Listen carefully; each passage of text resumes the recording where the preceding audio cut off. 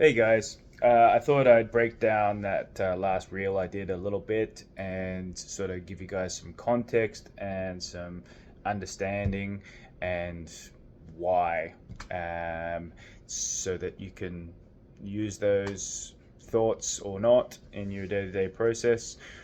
Basically, we weren't aware of the damage to the tree until it was pointed out to us. And as I made my way up the tree, it became more and more evident that the tree was pretty heavily compromised. So my first thought was mass dampening. Leave as many branches as I could and take the top out of the tree to make the lever arm shorter, as to not, you know, amplify any forces that I was applying onto the tree. So yeah, so that was my plan, and I get up to that first section in the video, and my plan kind of went out the window. You know, when any climber sort of sees that sort of damage on a tree, your mind immediately goes to like, oh shit, this is bad, this is bad, this is bad. So I stopped. I called the client. We had a conversation with the ground staff, Eric and Claire, and we built a plan together. So effectively, many years ago, a mentor of mine, Jim, was instructing me from the ground, and I said, well, I'm not quite sure how to sort of continue here. And he said to me, it's like, well, what can you do? And that's always kind of stuck with me, and anybody that knows me well will know that I like the concept of, you know, how do you eat an elephant, you know, one bite at a time. So I knew after assessing the damage that I could continue up the tree. I could clear a little pie hole of foliage, and I could take the top out of the tree. I knew I could do that.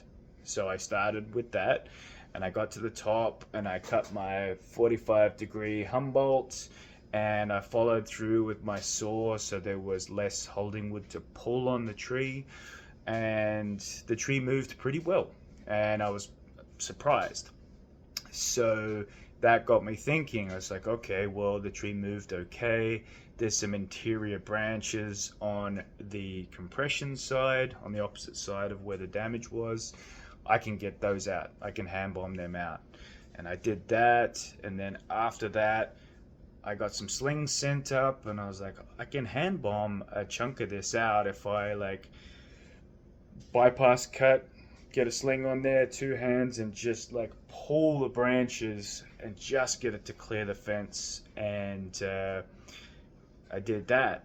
And then the next section, I was like, well, if I put a pulley around this chunky bit of wood, and then I run a fishing pole setup, I can rig this branch.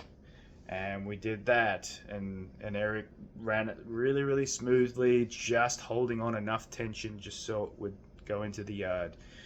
And before you know it, two medium rigs, three small rigs, and a bunch of hand bombing later, trying to leave as much foliage in places on the stem where it wasn't going to be restrictive for me, like disposing of limbs, but still providing that mass dampening that I need. I was at the top of the tree taking the last little tiny head out, and it got done. So, I mean, I think the big takeaways for this is, in terms of my experience, I've learned over time to employ all the reasoning and all of the thought processes of everybody that's involved, not just leaning on my own. Not only that, is if you get that feeling in your stomach that it's time to pull the pin, it's time to pull the pin, regardless of whether you can do it or not. If you don't believe in yourself and you're not confident, then it's time to call it quits. And like I say, just knowing I can do that next bit, that bit is possible. You go and do that bit, then the next bit, then the next bit, and before you know it's in it's in pieces on the floor, and everybody's high-fiving and cheersing and saying that was a great job.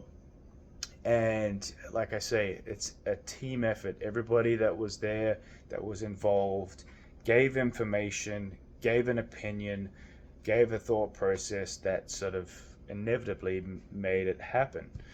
And I really want to leave the message, which is a common message in training, is that we are tree people. We are not fire people or ambulance people or police people. We have the right to refuse unsafe work, and if you're not all green, then it's time to get out of the tree. And it just so happened that I was green on this, and so was everybody else, and we proceeded with an enormous amount of caution and very changed work protocols. But we did it, and it was safe, and it was fantastic. So I do implore you to use those methods and to talk to people on the ground and to use mass dampening to your advantage, and call it quits when it's time to call it quits. Stay safe, please.